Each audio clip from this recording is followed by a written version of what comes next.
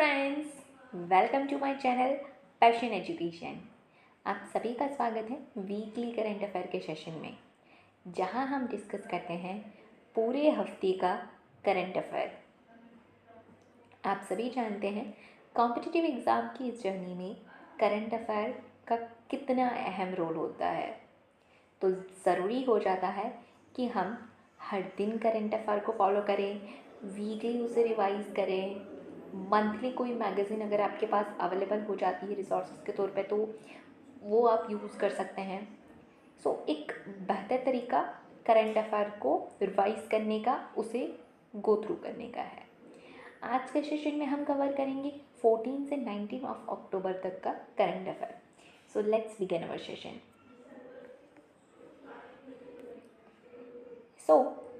पहली न्यूज़ है हमारी, status of renewable energy in India.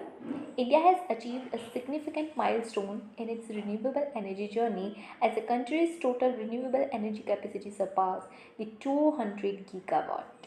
तो आप यहाँ पे देख सकते हैं कि इंडिया ने एक सिग्निफिकेंट माइलस्टोन अचीव किया है, जहाँ पे हमारी जो रिन्यूएबल एनर्जी कैपेसिटी है वो 200 गीगावाट को सरपास कर चुकी है।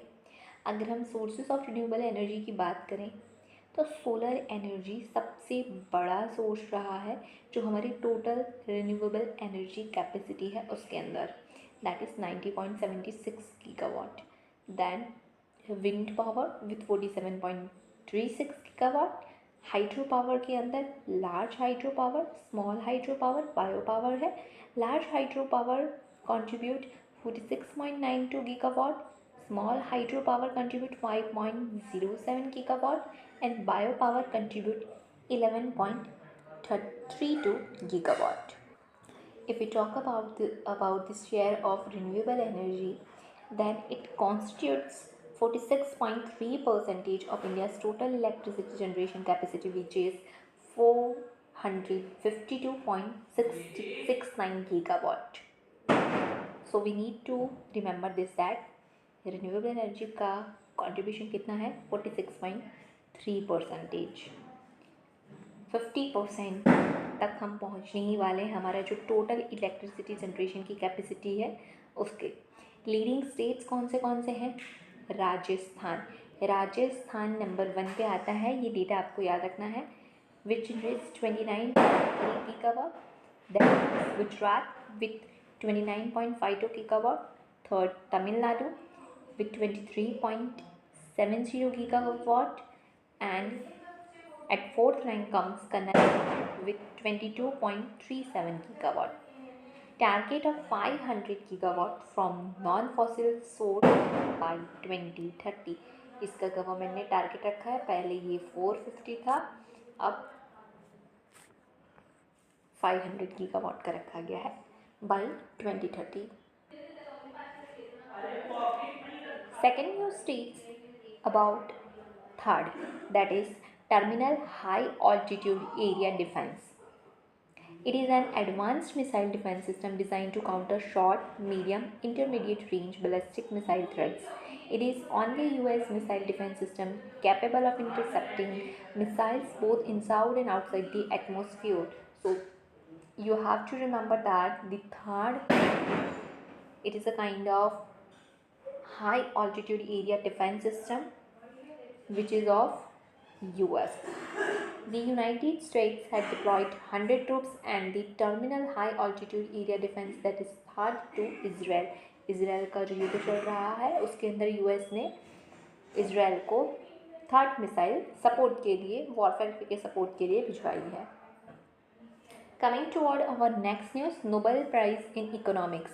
Nobel Prize in Economics was awarded to economists Mr. Darren, Mr. Simon, and Mr. Robinson for their research on how societal institutions shape economic prosperity.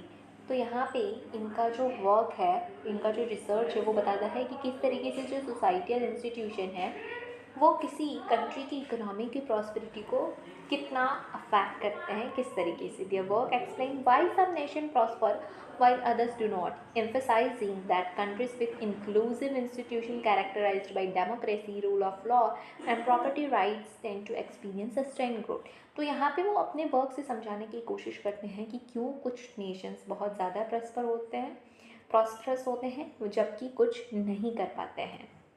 जहाँ पे वो बता रहे हैं कि कंट्रीज़ जिनके अंदर इंक्लूसिव इंस्टीट्यूशन है वो ज़्यादा ग्रोथ देख पाती हैं। इंक्लूसिव इंस्टीट्यूशन किसे कहेंगे और कौन सी कंट्रीज़ हैं, या मतलब ऐसी कैसी इंस्टीट्यूशंस की वजह से कंट्रीज़ ग्रो नहीं कर पाती हैं, उनके बारे में भी हम समझेंगे। So firstly, inclusive institution, this promote economic growth by ensuring rights, legal protection and democratic governance. They create an environment where individuals feel secure to invest in their future. तो इंक्लूसिव इंस्टीट्यूशन उसे कहा जाएगा जो कि क्या promote करते हैं, economic growth को प्रमोट करते हैं। किस तरीके से? वहाँ पे उस कंट्री में, उस नेशन में रहने वाले जितने भी इंडिविजुअल्स हैं उनके rights, legal protection, democratic governance, ये सारी चीज़ों में बढ़ोतरी करके इंक्लूसिव इंस्टीट्यूशन किसी भी नेशन के अंदर इकोनॉमिक ग्रोथ को बढ़ावा देते हैं। वहीं एक्सट्रैक्टिव इंस्टीट्यूशन की बात करें तो ये क्या करते हैं, they hinder the growth by concentrating power, exploiting resources and lacking protection for individuals' right. Extractive institutions deter long-term economic planning and foster inequality. So extractive institution वो हैं जिनकी वजह से कुछ कंट्रियाज अपने इकोनॉमिक ग्रोथ में उतनी प्रॉस्परस नहीं हो पाती हैं। हम नेक्स्ट न्यूज़ की तरफ बढ़ रहे हैं जो कि बात कर रहा है बोन ओसिफिकेशन टेस्ट के बारे में। हाल ही में one of the accused in the murder case of former Maharashtra MLA Baba Siddiqui claimed to be a minor. The court ordered a bone ossification test, which confirmed that the accused was not a minor, leading to his remand in police custody as an adult. So, ossification एक natural process है of bone formation that starts in early fetal development and continues into late adolescence. It differs among individual, याद रखना है, ध्यान में रखना है आपको, ऑब्जर्वेशन प्रोसेस के तौर पे भी, और किस तरीके से वो हर इंडिविजुअल्स में अलग होता है। The test approximates a person age based on bone development. So bone ossification test is related to know the person age based on bone development. बात कर लेते हैं हम सारथी की। Ministry of food processing industry has launch Sarathi. किसने कौन सा programme शुरू किया है, किस मिनिस्ट्री के द्वारा किया गया है, किस डिपार्टमेंट के द्वारा किया गया है, वो आपको नोट कर लेना है अपने नोट्स में। सो ministry of food processing industry के द्वारा सारथी लॉन्च किया गया, that is solar assisted for transportation with hybrid control and intelligence. So what is aim of the system? It has been launched to address post-harvest losses in perishable food transportation. Perishable food किसे कहा जाएगा, जो लंबे समय तक नहीं टिक सकते हैं या जो थोड़े समय में ख़राब हो जाते हैं। दूध वगैरह आप मान सकते हैं, फ्रूट्स वगैरह। सो पोस्ट हार्वेस्ट लॉसेस को एड्रेस करने के लिए सारथी सिस्टम बनाया गया है। Sarathi integrates advance technology to revolutionize the handling and distribution of fruits and vegetables. Saarthi employs IoT, Internet of Things, sensor and solar power to ensure real-time monitoring and control of transportation condition. So आपको पता है कि जहाँ पे भी farm से है वहाँ पे मंडी तक चीज़ों को ले जाना होता है, ट्रांसपोर्ट करना होता है, पर जो पेरिसेबल प्रोडक्ट हैं वो ख़राब हो सकते हैं। तो सारथी सेंसर्स, सारथी के अंदर क्या किया गया था, सारथी के तहत IoT, सेंसर, सोलर पावर, इस तरीके की जो एडवांस टेक्नोलॉजी है उनका उपयोग किया जाता है जिससे कि रियल टाइम मॉनिटरिंग की जा सके एंड जो ट्रांसपोर्टेशन की कंडीशन है उससे कंट्रोल किया जा सके ताकि जो पेरिशेबल प्रोडक्ट है वो ख़राब ना हो जाए उसके लिए। सो ध्यान रखिएगा, सारथी जो है वो लॉन्च किया गया था ministry of food processing industry के द्वारा। Coming toward our next news, that is non kinetic warfare. Warfare that goes beyond physical combat and involves electronic warfare, cyber attacks, psychological information and economic tactics. So यहाँ पे क्या किया जा रहा है कि फिजिकल कॉम्बैट से एकदम ऊपर चले जा रहे हैं। आप जो नॉर्मली युद्ध देख रहे हैं आजकल जो देशों में होते आए हैं वो फिजिकल कॉम्बैट के तौर पे रहे हैं, चाहे इंडिया चाइना का वॉर रहा हो, 1962 का जो भी सेकेंड वर्ल्ड वॉर रहा हो, फर्स्ट वर्ल्ड वॉर रहा हो, फिजिकल कॉम्बैट के तौर पे देखा गया है। बट आगे बढ़ते हुए जो 21st सेंचुरी में देखा जा रहा है कि cyber attacks, psychological, so there could be various form as cyber warfare, information warfare, electronic warfare, economic warfare, psychological warfare. ये आगे आने वाले टाइम पे ये सारी चीज़ें देखी जाएगी, जहाँ पे आप कुछ टाइम पहले ही न्यूज़ में चल रहा था कि किस तरीके से एक दूसरे की कंट्री की इलेक्शंस को मैनिपुलेट करने की कोशिश की जा रही है। So all those kind of warfare are included in non kinetic warfare. Coming toward our next news, the Global Hunger Index. Global Hunger Index 2024 was released by Concern Worldwide and Wet Hunger Drive. आपको ये याद रखना है कि ये जो index है, report है, किसके द्वारा पब्लिश की जा रही है. It indicates that India faces serious hunger situation, ranking 105 out of 127 country. India की रैंक आपको ज़रूर से याद रख लेनी है, दैट इज़ 105, दैट इज़ 105 आई है आउट ऑफ 127 कंट्रीज़. और इसको कौन सी कैटेगरी में डाला गया है? सीरियस की कैटेगरी में, सीरियस हंगर सिचुएशन की कैटेगरी में डाला गया है. ग्लोबल हंगर इंडेक्स इसको बनाया जाता है 4 इंडिकेटर यूज़ करके, that is under nourishment, child stunting, child wasting, child mortality. Please do remember this and do incorporate it in your notes. GHI जो इंडेक्स है एग्ज़ाम में काफ़ी बार पूछाता रहता है, तो ये जब भी आए आपकी करंट अफेयर में, जब भी आप न्यूज़ में इसे हर साल रिलीज़ होते हुए जब भी आप देखते हो, इसे पढ़ते हो, इसके इंडिकेटर्स आपको ध्यान में रख लेने हैं, नोट कर लेना है क्या है. इंडिया की रैंकिंग याद कर लेना है, किसके द्वारा ये इंडेक्स पब्लिश किया गया है. India lags behind. इंडिया कितनी ही कंट्री से पीछे है? कौन कौन सी? South Asian neighbours like Bangladesh, Nepal, Sri Lanka which fall into moderate hunger category. तो हमारे जो साउथ एशियन नेबर्स हैं, बांग्लादेश, नेपाल, श्रीलंका, वो मॉडरेट हंगर कैटेगरी के अंदर आते हैं, जबकि हमारी जो रैंकिंग है, हमारी जो कैटेगरी है वो सीरियस हंगर वाली कैटेगरी है, जिसकी वजह से इंडिया जो है इन सब के पीछे हो जाता है. सो याद रखना है इंडिया की रैंकिंग 105 है कि नेबर से पीछे रह गया है इंडिया, और GHI के क्या इंडिकेटर्स यूज़ किए गए हैं. अब हम देख लेते हैं इन इंडिकेटर्स में इंडिया की परफॉर्मेंस क्या रही है. Child wasting, India has highest global rate of child wasting at 18.7%. Stunting की बात करें तो 35.5% of children under 5 are stunted. Undernourishment की बात करें तो 13.7% of India's population is undernourish. And child mortality की बात करें तो 2.9% of children die before their 5th birthday. ध्यान में रख लीजिएगा कि चाइल्ड वेस्टिंग इंडिया के अंदर हाईएस्ट ग्लोबल रेट है, दैट इज़ 18.7%. तो इस तरीके से हमने इंडिया के परफॉर्मेंस को भी देख लिया है अलग अलग इंडिकेटर्स पे. अब पढ़ते हैं हमारे नेक्स्ट न्यूज़ की तरफ. हमारी नेक्स्ट न्यूज़ रिलेटेड है रूपकुंड लेक से.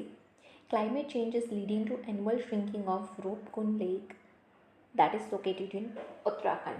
लेक्स के ऊपर काफ़ी क्वेश्चन बन रहे हैं कि कौन सी लेक कौन से स्टेट में आती है. सो मैपिंग के अंदर आप लेक्स को रिवाइज करके जाइए कि कौन सी लेक कौन सी स्टेट में आ रही है. रूपकुंड लेक उत्तराखंड में आती है. The lake is commonly referred as skeleton lake. Due to question पूछा जा सकता है which of following given lake is considered और referred as skeleton lake due to hundreds of ancient human skeleton found around its edges. Rupkund is a shallow, high-altitude lake, typically around 2 meters deep, although its size fluctuates with seasonal melting and freezing. Rupkund is a glacial lake, meaning it was formed by glacial activity with crystal clear water revealing the bones during summer months when the ice melts, and that's why it is known as skeleton lake. So do remember that it is a glacial lake. It is also referred as skeleton lake, and where it is located in Uttarakhand state. Coming toward our next news, that is related to India AI mission. India AI mission aim to create comprehensive ecosystem, drive AI innovation, and encourage AI for ethical, transparent, and trustworthy AI use across all the sector. India AI, an independent business division of Digital India Corporation, is responsible for implementing the mission. So, who will be implementing the India AI mission? You have to remember that it is Independent Business Division of Digital India Corporation. India AI operates under the Ministry of Electronics and IT as a part of Digital India Corporation. So, digital India corporation के तहत independent business division ही है जो इसको implement करने वाला है, और ये किस मिनिस्ट्री के तहत आते हैं? Ministry of electronics and information technology. So coming toward our next news, that is Pradhan Mantri Divyasha Kendra. Pradhan Mantri Divyasha Kendra, it is a dedicated initiative aimed at empowering persons with disability, particularly those with visual impairments. It is located at the National Institute for Empowerment of a Person with Visual Disabilities in Dehradun. The center serves as a crucial resource for enhancing the quality of life and opportunities for Divyangjans.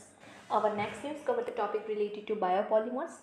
India's first demonstration facility for biopolymer has been established at Juri, Pune. Do you remember the location? Whenever such kind of facility, museum or complex are inaugurated somewhere, do you remember the location?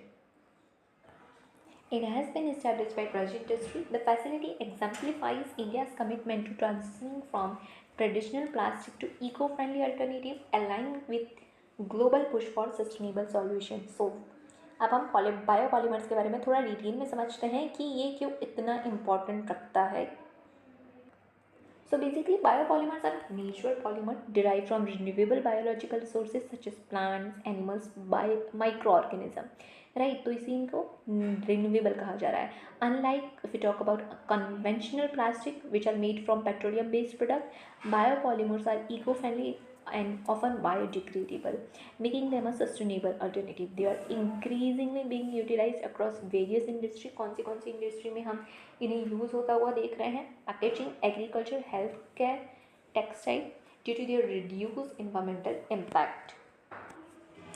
So students, अब हम आ गए हैं हमारे last news की तरफ, that is five eyes alliance.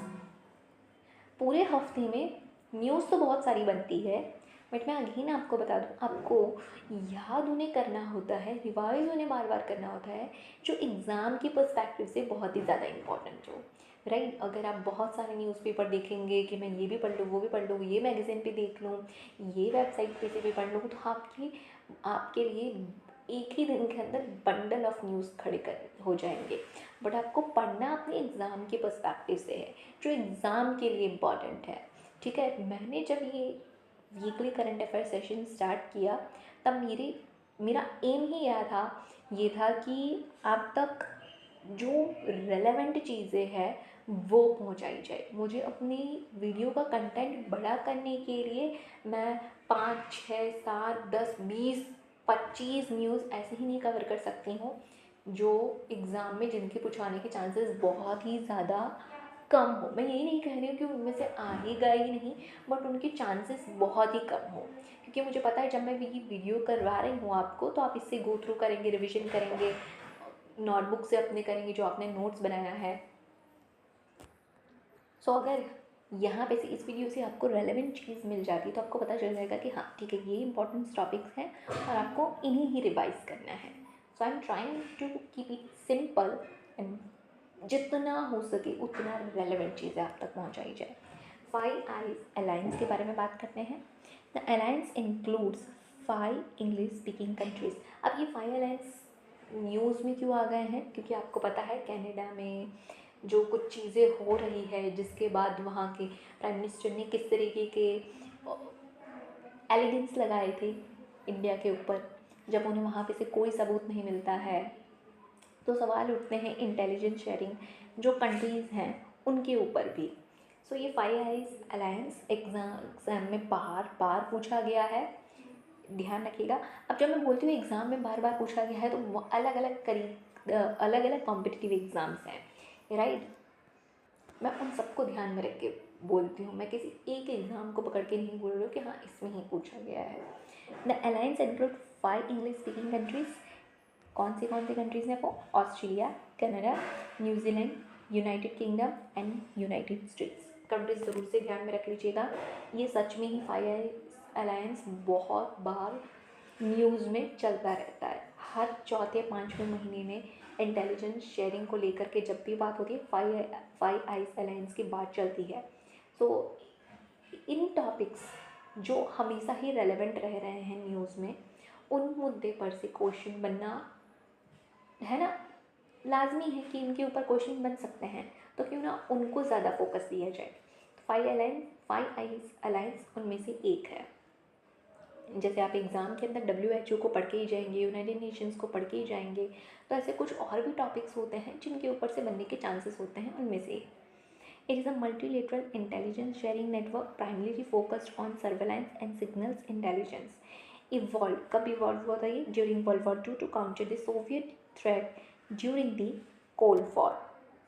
सो पहले इस तरीके से इसकी शुरुआत हुई। तो हमने देख लिया है कि वर्ल्ड वॉर जो 2 है उस दौरान में सोवियत की थ्रेट को काउंटर करने के लिए इसकी शुरुआत हुई थी। The US and UK collaborated after breaking German and Japanese codes. So in 1946 Prusa agreement, that is UK-US agreement now, formalized the intelligence sharing partnership between US and UK. तो सबसे पहले कौन सी 2 कंट्रीज मिली थी? US UK। इन्होंने तय किया था कि हम इंटेलिजेंस शेयर करेंगे, and Canada joined it in 1948, followed by Australia and New Zealand that joined it in 1956, making it a 5-nation alliance। और 5 कंट्रीज़ के 5 नेशन के होने की वजह से ही इसे 5 आइज अलायंस कहा जाता है। करते क्या है बेसिकली इस अलायंस के अंदर इंटेलिजेंस शेयरिंग किया जाता है। With this our today's session comes to an end. If our video was helpful to you, please hit a like button, subscribe our channel and share it with your friends. Thank you for watching.